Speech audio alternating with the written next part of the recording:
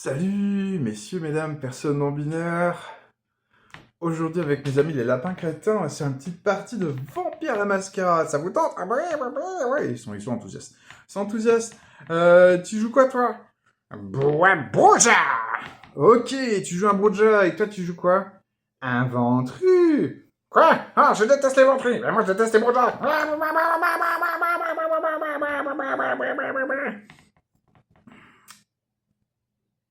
Et moi, je joue un Trémère. Qu'est-ce que tu fais? Ben, je les diablerise pour augmenter la génération. Mais non, mais arrête, c'est tes amis. Il n'y a pas un quatrième? Ouais, je joue un Nosferatu. Je vais rester caché la plupart du temps.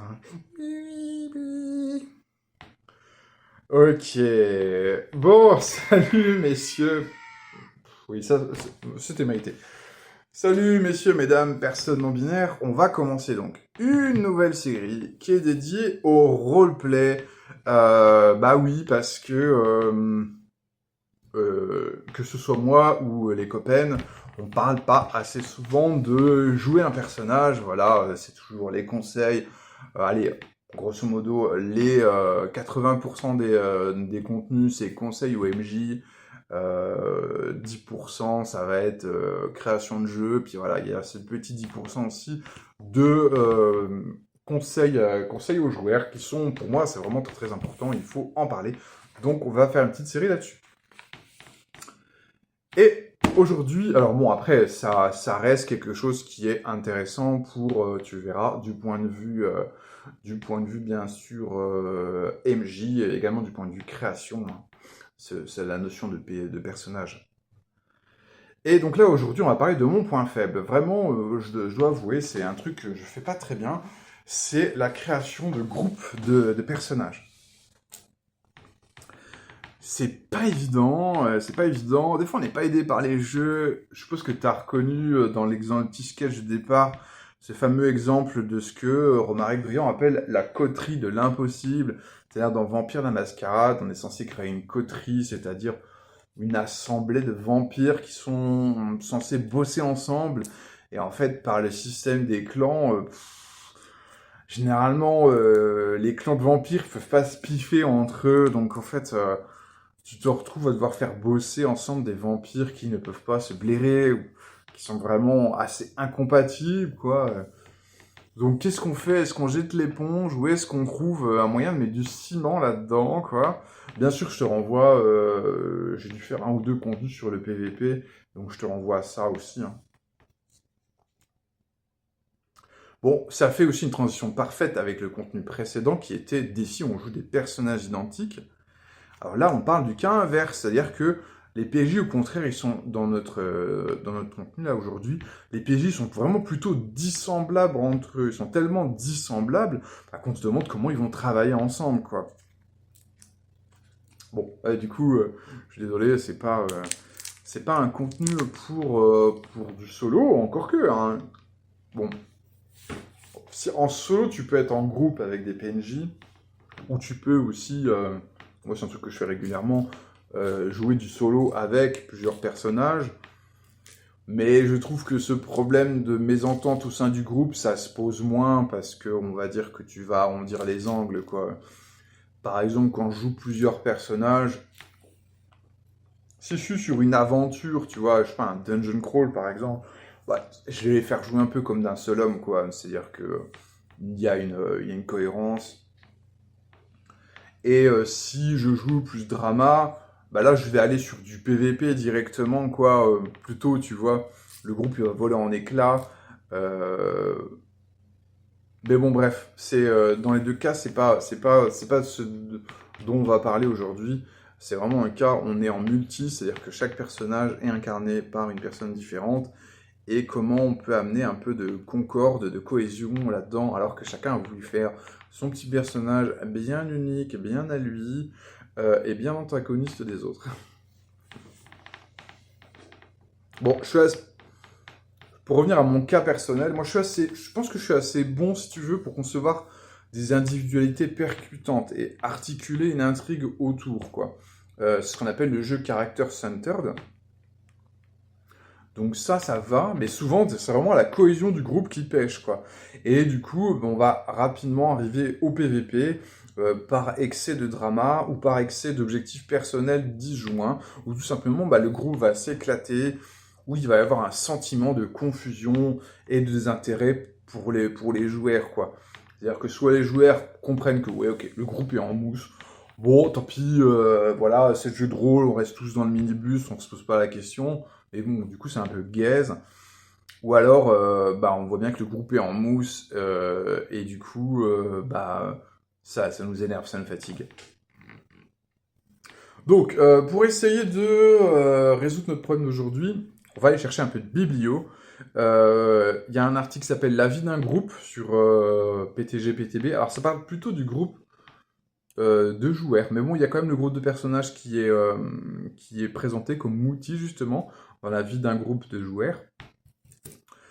Il va y avoir un petit essai qui s'appelle la sociologie des groupes restreints. Alors, à nouveau, c'est plutôt axé sur les personnes plutôt que les personnages, puisque la sociologie des groupes restreints ne parle pas de jeu de rôle spécifiquement, mais c'est un outil important parce que alors déjà, avec ça, on a déjà notre premier enseignement, c'est que quelque part, pour que le groupe soit cohérent, faut peut-être que déjà on résolve, entre guillemets, ce qui ne va pas dans l'interpersonnel, c'est-à-dire entre personnes, tu vois. C'est-à-dire que pour que ça aille entre personnages, il faut peut-être déjà qu'on arrive à trouver une vibe commune entre personnes. Ce qui n'est pas évident. C'est que des fois, tu vas voir un groupe, tu te rends compte qu'en fait, clairement, les gens, ils sont réunis par leur passion commune du jeu de rôle ou par leur intérêt commun pour la proposition de jeu que tu leur as faite. Ils sont pas réunis par le plaisir d'être ensemble et n'ont pas forcément des personnalités compatibles. Un peu embêtant. Un peu embêtant. Si on peut résoudre ce problème d'intercompatibilité personnelle, c'est génial. Après, si on n'y arrive pas, eh bien, peut-être que le résoudre en narratif... Bon, j'ai déjà dit que j'aime pas trop résoudre les problèmes humains en narratif. Généralement, ça marche pas.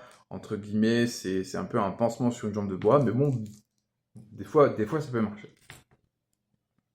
Je te renvoie aussi sur les osmoses de groupe. Les osmoses de groupe, c'est la différente façon dont un groupe peut justement réussir à vibrer ensemble. Il y a plusieurs types d'osmoses. Il y a des osmoses sociales, c'est juste on s'entend bien entre nous, tu vois. Et du coup, même si le groupe de personnages est complètement éclaté, on s'en fout. Il y a les osmoses esthétiques, c'est-à-dire qu'on arrive à créer, on a une vibration artistique commune. Là, à nouveau, si le groupe est peu cohérent, c'est pas très grave. Il y a des osmoses tactiques, c'est-à-dire, voilà, on a vraiment le sentiment de faire partie de la même équipe.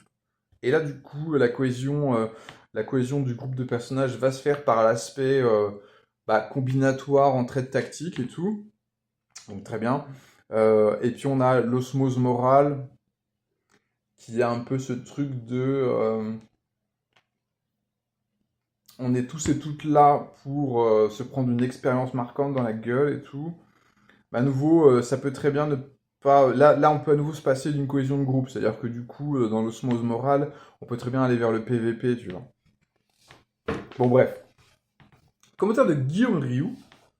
En fait, en narratologie, on parle parfois de story B, histoire B, pour désigner les motivations personnelles du personnage. Les personnages peuvent avoir le même but, une action objective à accomplir, mais des motivations personnelles différentes. Typiquement, dans Le Seigneur des Anneaux, la communauté veut détruire l'anneau, c'est à peu près l'objectif de tout le monde. Je dis bien à peu près, hein. Boromir, je te regarde. Voilà, Gimli et Legolas, ils le font d'abord pour protéger leur propre peuple. Aragorn, lui, il veut devenir roi. Sam, il veut trouver le courage d'épouser Rosie, etc. Le but partagé va créer la cohérence, mais les motivations personnelles vont approfondir les personnages. Donc ça, c'est un petit peu le meilleur des deux mondes. Caractérisation plus cohérence, quoi. Il y a aussi un article de la boîte à outils du meneur de jeu sur la création de groupe. Et dans cet article, de mémoire, il y a un questionnaire approfondi qui va alterner les questions aux joueurs et les questions aux personnages. Donc ça, c'est pas mal parce que du coup, on n'oublie pas l'interpersonnel, on n'oublie pas le réel, quoi.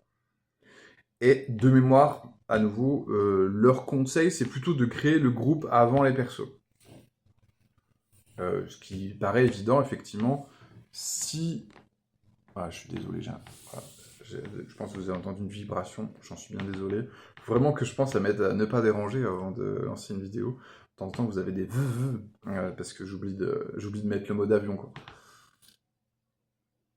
Ok, oui, c'est toujours... voilà, ça fait 4 ans qu'on fait des vidéos et c'est toujours amateur, je suis désolé. Petit commentaire de Guillaume Rioux. L'inverse est tout aussi possible, c'est-à-dire que créer d'abord les personnages et ensuite le groupe. C'est-à-dire que tu vas demander aux joueuses de créer eux-mêmes les liens entre les personnages. C'est ce que propose par exemple Root, le PBTA. Euh, Effectivement, ce qui est bien, c'est que du coup, on a des relations qui matchent bien avec le personnage, quoi. C'est-à-dire que les Rudy et le redresseur de tort, ils vont pas avoir le même type de relation avec les autres personnages, tu vois. C'est Et du coup, on a quelque chose qui est vraiment organique. J'ai essayé de faire un peu la même chose avec les Sylvonautes, où aussi les personnages ont des objectifs relationnels vers les autres. Et évidemment, il est évident que le Goupil n'a pas les mêmes types d'objectifs relationnels que l'amnésique, par exemple. Dans tous les cas, nous dit Guillaume, les liens choisis seront mieux valorisés dans la partie que les liens imposés.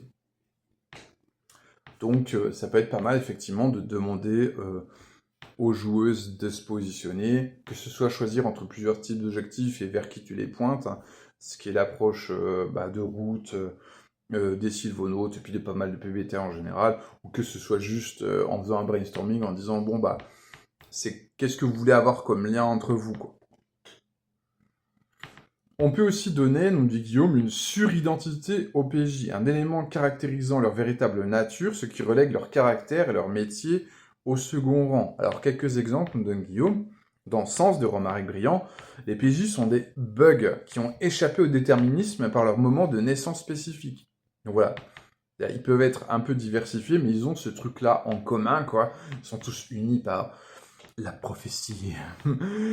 Dans Backslash de Willy Favre, les PJ sont des Ushabti, sont revenus à la vie dans des circonstances particulières et ils travaillent aussi pour la même organisation. En revanche, les personnages vont être très différenciés sur les autres aspects. Bon bah, j'ai parlé de vampires, c'est un peu le cas, enfin, vous avez quand même un point commun, c'est que vous êtes tous des vampires, généralement de la même génération, des vampires nouveau-nés,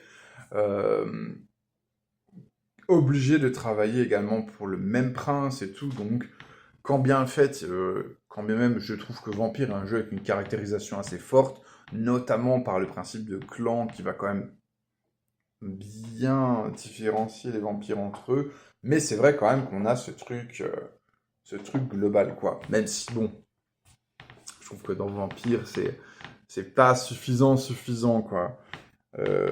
C'est-à-dire que, notamment dans le choix des clans, je pense que ça peut être pas mal avant de... C'est vrai que nous, comme on était jeunes et bêtes, chacun jouait le clan qu'il avait envie de jouer, chacun jouait son clan préféré, quoi.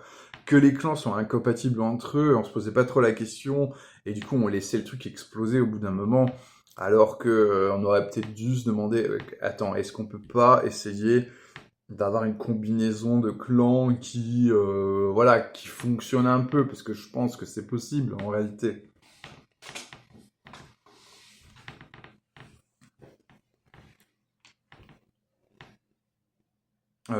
Je vais pas faire des propositions de combinaison parce que je suis pas assez connaisseur de vampires, donc ça se trouve, si je commence à dire oui, il faut absolument un Bruja, un Toreador, un Bruja, un Nosferatu, un Ravnos, et puis un Malkavian, là c'est un groupe qui va bien fonctionner. Je pense qu'il y a plein de fans de vampires qui vont m'éclater en me disant mais non, pas du tout, ça va exploser en plein vol dès la première heure. Voilà. Je reviens à mes idées de moi, Thomas. L'identité d'un groupe, en fait, elle peut être assez cruciale en jeu de rôle, car c'est ce qui fait la raison de vivre, en fait, du jeu. Ça fait aussi la lisibilité de la proposition. Donc, c'est pas quelque chose, l'identité du groupe, c'est pas quelque chose qu'il faut prendre à la légère, quoi. Note de Guillaume Rioux, notamment, on va éviter trop de séparations qui vont ralentir le rythme de la partie, quoi. Donc ça, c'est un peu un plaidoyer pour quand même rester tous dans le minibus. Le minibus, Tous dans Minibus, c'est un article de... C'est un article de Greg Pogorzelski qui se moque un petit peu de ces parties de jeux de rôle où en fait les personnages restent toujours un peu ensemble comme le Scooby Gang qui est toujours dans le minibus. Alors bon, en vrai, comment dire, en vrai, le Scooby Gang il est souvent très très séparé, donc l'exemple il est même pas hyper juste. Et puis bah, en fait, ce minibus, il a quand même un intérêt, quoi. Moi, je suis pas de team, ah, faut crever les pneus du minibus, en avoir que les PJ soient toujours ensemble. Effectivement, il y a quand même un intérêt à ce que les PJ, ils soient la plupart du temps ensemble, quoi. Bah, parce que, tout simplement, en fait, le propos de Grégory Pogorzelski, enfin, un tout petit peu le défendre pour leur casser derrière, c'est dire, non, mais de toute façon, on joue en transparence, c'est-à-dire, il n'y a pas d'aparté, enfin, on entend ce que font les autres alors que les personnages sont pas là, et entre guillemets, comme on est censé utiliser un jeu intéressant, ce que font les autres en notre absence, c'est censé être intéressant, et donc, on va pas s'ennuyer pendant que les autres font leur arc personnel. Ah oui, c'est un peu vrai, mais déjà, la transparence, c'est pas l'alpha et l'oméga de ce qu'on doit faire en jeu de rôle. On a le droit de faire des apartés secrets. Enfin, sinon, par exemple, le concept de GN s'effondre totalement si on ne peut pas faire ça. Euh, et puis, il y a... comment? On a le droit enfin, de se dire, si on fait un truc, une partie à plusieurs, tu vois, bah, c'est parce que on veut faire un truc ensemble, sinon on se fait un 1v1, quoi. Donc voilà, petit plaidoyer pour le minibus, voilà, ne crevez pas les pneus du minibus, restez un peu dans le minibus, ça a des intérêts, quoi. Donc, propos de Thomas, on recherche des techniques, en fait, pour élaborer le concept du groupe, mais aussi sa cohérence. On peut chercher à faire un groupe ultra soudé, mais moi, personnellement, je préfère explorer le concept de tenségrité, c'est-à-dire que il y a du liant, donc de l'intégrité, mais il y a aussi des tensions. Donc, je veux pas un groupe avec une cohérence parfaite, je veux un groupe qui est certes cohérent, mais avec des points de craquelure et tout, bah parce que ça va aussi faire partie des enjeux, des choses qu'on va mettre en tension, qu'on va mettre en danger, c'est l'intégrité du groupe, c'est-à-dire que le groupe, il a pas... Si on met des scores de points de vie à un personnage, c'est parce que on veut que la survie du personnage fasse partie des tensions du jeu, des risques, tu vois. Si le personnage est à 15 points de vie, c'est-à-dire qu'il y a un risque qui tombe à 0 points de vie. Et bien pareil, le groupe, il a en quelque sorte des points de vie et il peut être blessé ou il peut être réduit à néant. Et voilà, c'est une tension intéressante à explorer aussi, quoi. Alors, Guillaume nous dit que ça, ce concept de groupe cohérent mais fragile, mais avec des tensions internes, c'est un concept qui est peut-être plus adapté aux préparations de bac à sable, où évidemment, dans un bac à sable, on peut gérer un éclatement du groupe, un arrêt du groupe et tout, une mort du groupe. C'est plus adapté au bac à sable qu'au scénario préécrit. Effectivement, dans un scénario préécrit, je reconnais le point à Guillaume, il vaut peut-être mieux que le groupe tienne le coup jusqu'à la fin. Donc, je te disais que la création de groupe, c'était mon point faible, mais en étant conscient, j'ai fini par y mettre quelques neurones, et notamment, dans les Sylvonautes, j'ai essayé de proposer un mécanisme de création de groupe. Voilà, bon, m'a fallu 19 ans pour proposer une création de groupe pour Milvaux, mais maintenant ça existe. Et donc la création de groupe dans le Sylvonautes, comment ça marche? En fait, le groupe a littéralement son propre livret. Donc vraiment, là, du coup, on y accorde vraiment de l'importance. Et donc, notamment, on va voir le nom du groupe, à quelle communauté le groupe est attaché, quel ensemble plus grand dans lequel s'inclut le groupe, quelle est la quête du groupe, quelles sont les lois au sein du groupe, qu'est-ce qui nous lie au sein du groupe, quel est le passé commun des personnages, quels sont les PNJ qui sont dans le groupe. Alors là, ce sujet, je te renvoie à un contenu, c'était comment créer un groupe de 6 PNJ mémorables. Voilà. Quelles sont les fonctions au sein du groupe, c'est-à-dire bah, qui s'occupe de faire la cuisine, qui s'occupe du care dans le groupe, qui s'occupe de l'aspect stratégique, qui ne sert à rien dans le groupe, qui est un boulet dans le groupe, qui est un traître, enfin voilà, quelles sont les on va se répartir comme ça les fonctions au sein du groupe, quelles sont les ressources en commun. Voilà, par exemple, en fait, la nourriture, elle est commune à tout le groupe, c'est un truc qu'on gère en commun, peut-être que l'or, tu vois, l'or est géré en commun au sein du groupe, donc tout est partagé, et après, du coup, quand tu as besoin d'argent, bah, il faut que tu négocies avec le groupe pour l'avoir, quoi. Et enfin, le groupe, dans les Sylvonautes, il a des actes, c'est-à-dire des moves, quoi, en quelque sorte, qui vont rythmer la vie du groupe et en faire une entité à part entière. Alors, ces moves, c'est pas uniquement des moves de cohésion, il y a des moves de tension, typiquement, un membre du groupe trahit le groupe est attaqué, ainsi de suite, quoi. Alors, en théorie, dans les Sylvonautes, la création de groupe, c'est relativement rapide. Il y a un vote tournant euh, qui fait que... vote tournant. C'est-à-dire quoi? Ça veut dire que, en fait, il y a plusieurs aspects à décider avec une liste de choix.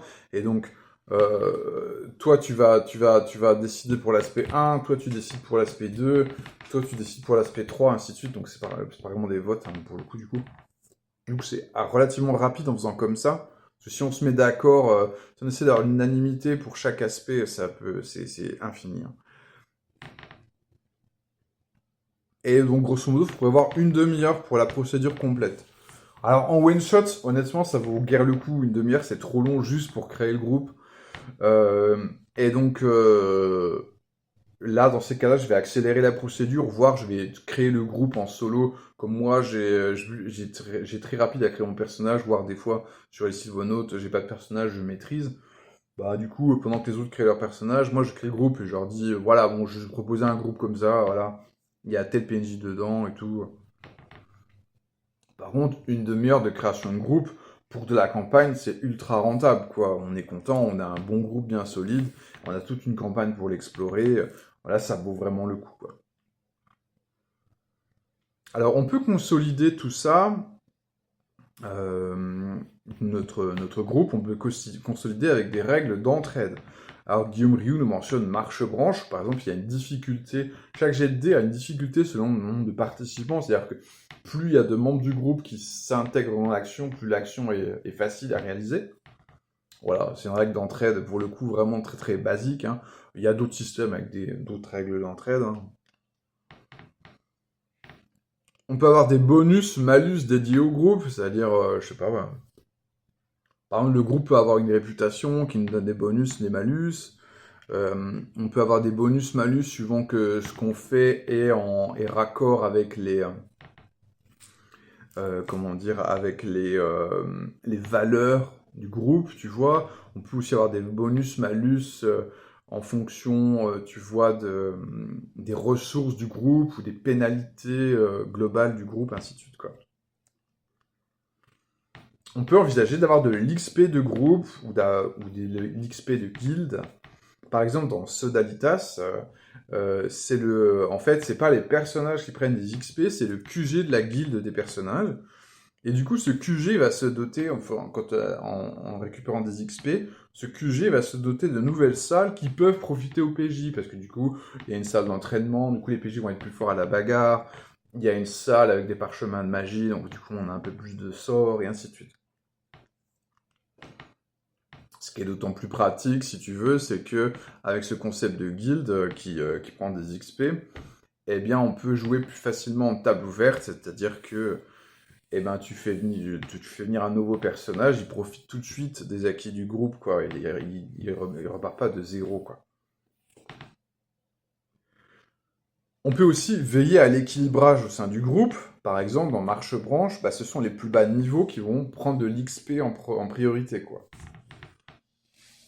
Pour éviter ce fameux groupe où il y a vraiment il y a un perso niveau 10, il y a 3 persos niveau 1, tu vois, genre de truc qui fonctionne pas, quoi.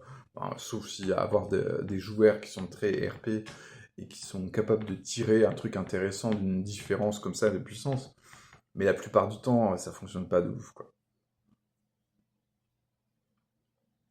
Également, on peut avoir une vraie feuille de perso pour le groupe, donc avec notamment, pourquoi pas, des compétences de groupe, des jets de dés voilà, que le groupe va faire. Par exemple, dans le DK System, il y a des règles de création de guildes, et il me semble qu'on se rapproche un peu d'un truc comme ça. Il me semble que le groupe peut faire des jets de dés. On va avoir des règles d'entraide entre le groupe et un personnage, et inversement, quoi. Le mot de la fin est accordé à Guillaume Rioux. Pour Guillaume, en fait, globalement, l'opérateur de partage, c'est-à-dire l'opérateur de partage, c'est comment on transforme une règle qui s'applique à une entité en particulier, un personnage, un PNJ, et comment on va le partager entre plusieurs entités, quoi. C'est ça, grosso modo. Appliquer à différents éléments favorise la cohésion. Mise en commun des finances, mise en commun de certains équipements, mise en commun des lieux, mise en commun de responsabilités, ou bien menace commune à tous. Donc c'est-à-dire que grosso modo, c'est en réponse à une caractérisation forte de chaque personnage, mais qui du coup crée un groupe qui part un peu dans toutes les directions, on va avoir aussi un travail de dédifférenciation, de partage, de mise en commun, de ressemblance, de points d'identicité, quoi. Qui vont... En fait, c'est ces points d'identicité qui vont créer l'identité du groupe. Donc voilà, ouais, c'est cool que chacun ait son bonhomme, tu vois, bien à lui et bien personnel et tout, mais c'est bien qu'on ait aussi des points communs, des ressources communes, pour que le groupe soit, voilà, une entité qui existe et dont ça va être plaisant de suivre l'histoire du groupe, et ça va être aussi un élément tout simplement de gameplay qui va favoriser notre cohésion en tant que personne, en tant que joueur, quoi. Et le fait qu'on a une raison d'avancer ensemble et tout, quoi.